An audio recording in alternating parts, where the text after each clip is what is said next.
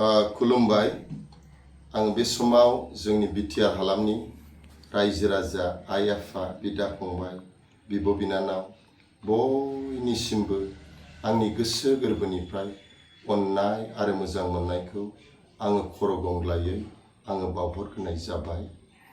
ओइबारनि BTC बिसायख'थियाव इलेक्शनाव जोंनि UPPL दोलोआ गोबांथार मासि आरो गोबांथार एमसिएलए देरहानानै सरकार दागोन बे 100% खाथां।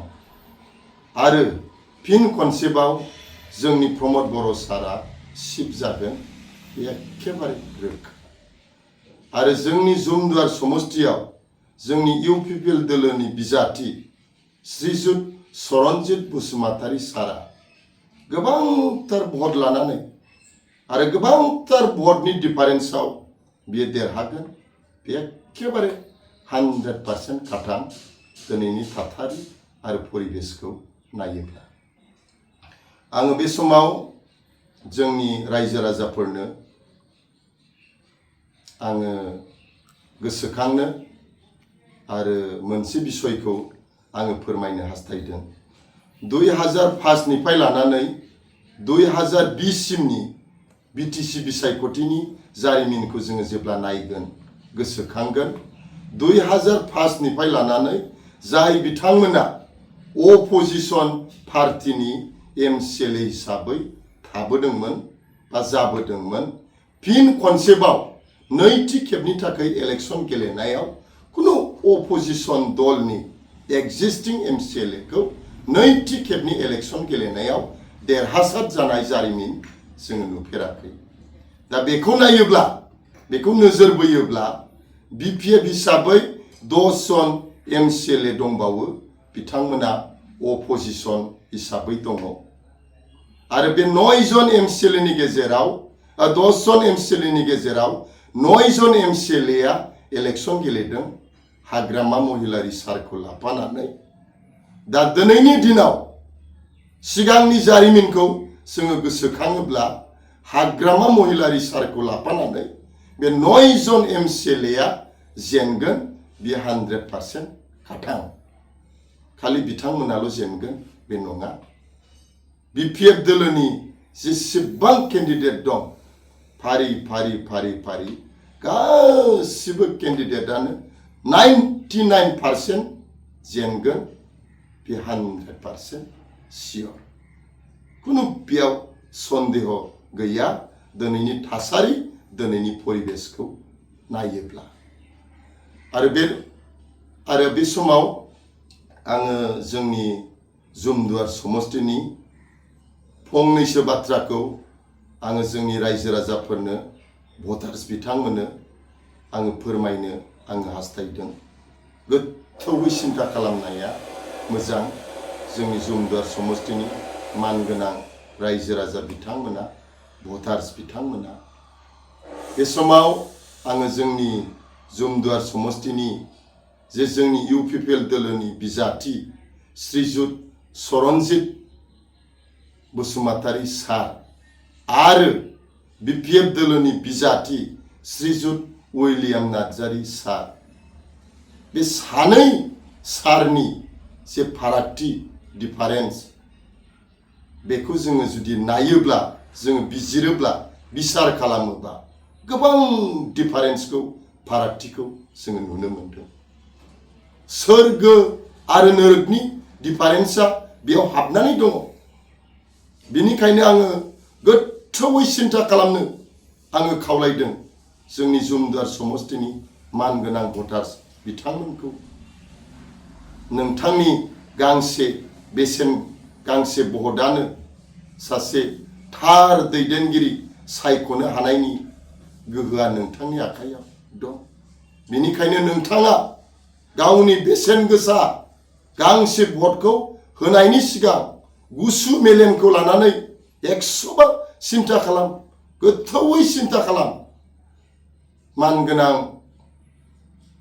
चरणजित बसुमतारी सारनो होनाया मोजां ना मानगोनां उइलियाम नार्जारी सारनो होनाया मोजां? होनायनि सिगां गोथौवै सिन्था खालामनो आङो जोंनि जुमदुवार समस्तिनि भटार्स बिथांमोननिसिम आं खावलायहरदों। दिनै उइलियाम नार्जारी सार आरो सरनजित बसुमतारी सारनि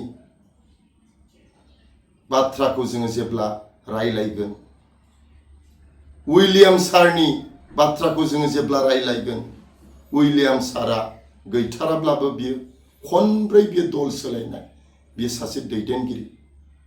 फार्स्टआव बियो BPF मोन, BPF हिसाबैनो बियो केपिटेल जादों।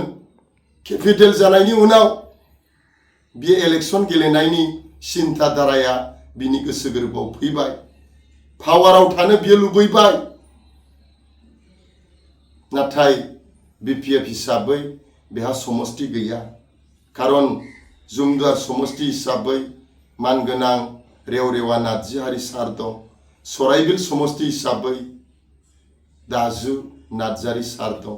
बिनिखायनो बियो मा खालामखो, 2020 नि इलेक्शननि सिगां सिगां बियो BJP आव हाबैबाय, बियो BJP आव थांबाय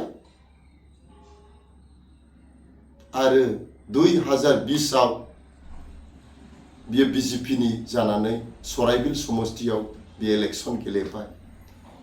बिनि इलेक्शनाव, बिनि केम्पिंआव बै समनि चिफ मिनिस्टार सर्बानन्द सनवाल सारानो हेलिकप्टारजों फैलायनानै बसगाव बायदि जायगायाव इलेक्शन केम्पिं खालामफैदों।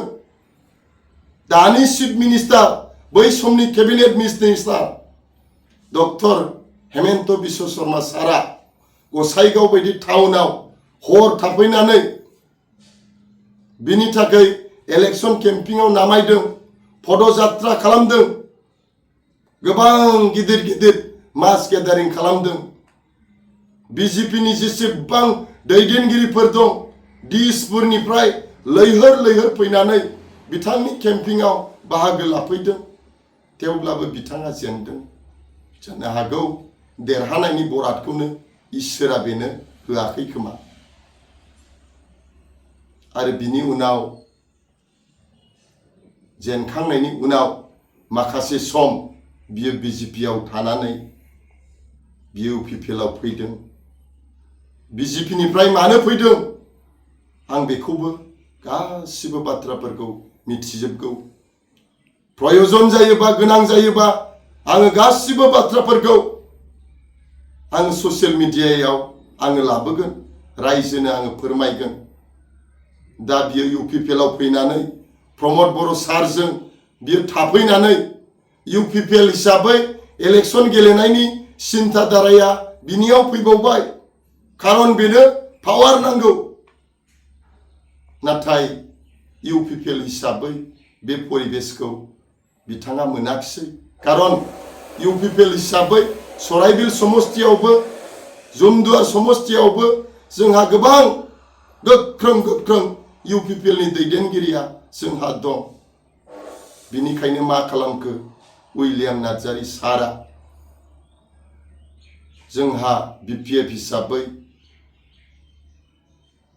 जुमदुवार समस्तियाव गावनि नोजोराव जेनेबा मोजां केन्डिडेट गैला।